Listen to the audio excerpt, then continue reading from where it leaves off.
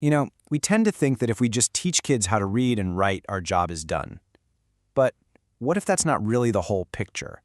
Today, we're going to dig into an idea that might just flip how you think about literacy, and it all boils down to this one huge question. So, let's just put it out there. Is it enough to just teach someone the alphabet? How to sound out the words, string them together into a sentence? Is that it? I mean, on the surface, it sounds like it should be, doesn't it?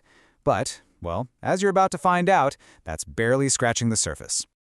Okay, so to really get our heads around this bigger idea, we've got to do a little myth-busting first. Before we can even talk about what this concept is, it's called letramento, by the way, we first have to be super clear about what it is not. All right, myth number one, and it's a big one. Whenever a new educational idea pops up, the first thing people ask is, okay, so what's the method? What's the new trick I need to learn? We're always chasing that silver bullet, right? But here's the thing. Letramento is not a teaching method. It's not some fancy new way to teach ABCs. And this quote really hits the nail on the head. The International Reading Association basically says, look, there is no one magic method that works for every single kid. And that's because letramento is so much bigger than a method. It's about being immersed in a world of words. Think about it. It's reading newspapers, writing letters, just being surrounded by text that has a purpose.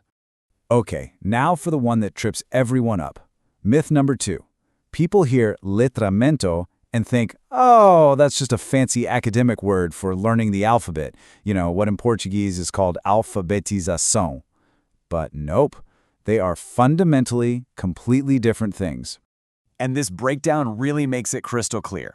Over on one side, you've got alphabetization.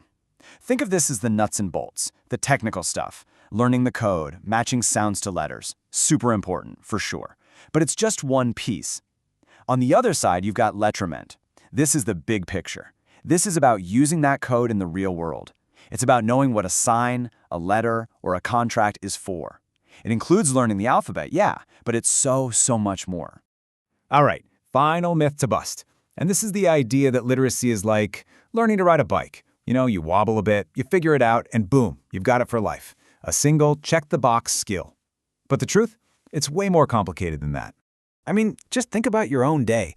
Being truly literate today isn't just about reading a book, is it? It's about understanding the fine print on a contract. It's navigating your bank's website. It's knowing how to just skim the headlines on a news app to get the gist. This is a whole ecosystem of skills that you don't really learn from a workbook, but you absolutely need them to function in the world. Okay, so we've torn down all the myths. We know what it isn't, which of course leads us to the big question. Right, if it's not a teaching method, and it's not just knowing your ABCs, and it's not one simple skill, then what on earth is it? And here's the answer.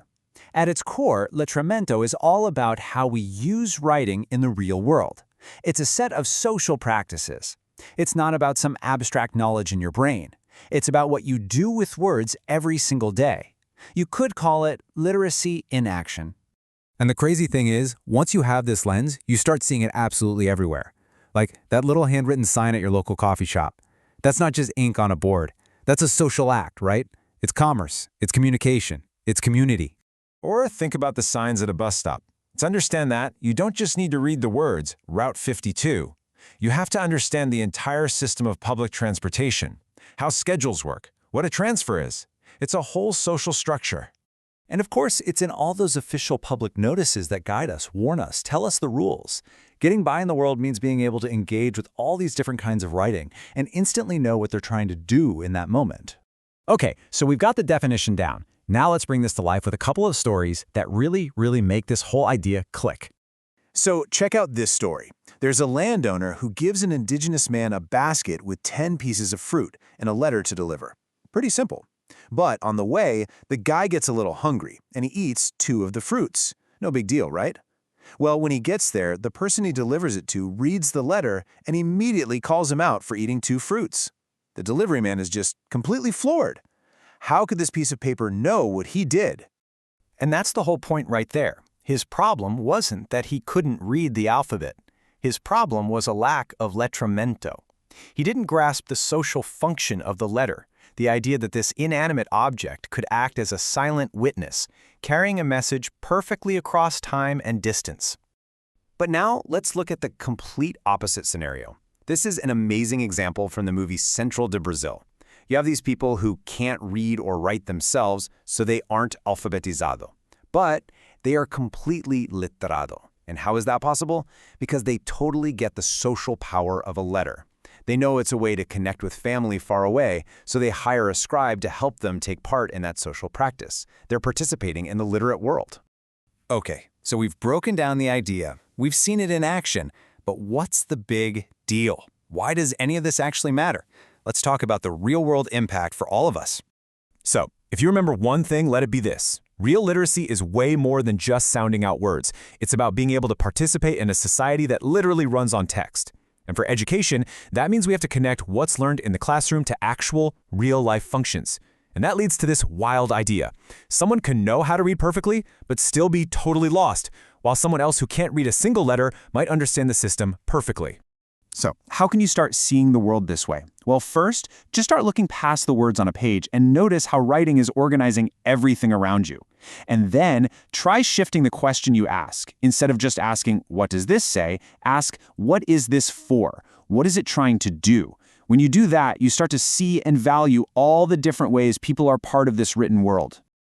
So I'll leave you with this to chew on. Now that you know the difference between just decoding words and truly participating in a world that's built on them, how does that change the way you look at every single sign, every text message, every single thing you read from now on?